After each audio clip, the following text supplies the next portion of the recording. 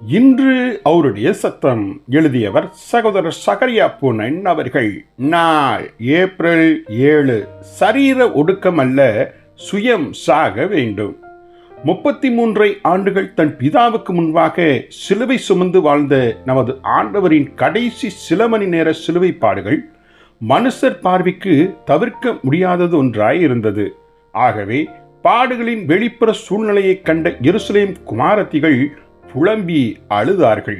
அப்போது நமது ஆண்டவர் கூறிய பதில் ஆழமான பல செய்திகளை கொண்டிருந்தாலும் அவர் பளிச்சென்று கூறிய கம்பீர பதில் என்னவெனில், தான் பச்சை மரம் என கூறியதுதான்.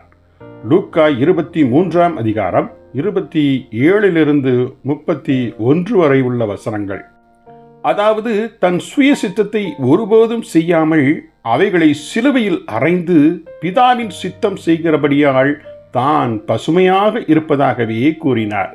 தங்கள் சுய சித்தங்களையே எப்போதும் நிறைவேற்றி விண்ணின் மகிமைக்குள் நடத்தும் சிலுவையின் பாதையை காணாதவர்களை பட்டமரம் என்றும் கூறினார்.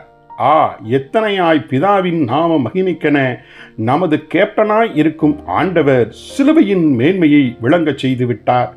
பட்டமரத்தின் வாழ்க்கை வாழும் ஜனங்கள்தான் இனிமேல் தங்கள் சுய வாழ்விலிருந்து விடுபடுவதற்காக துயரம் கொண்டு அழ வேண்டும்.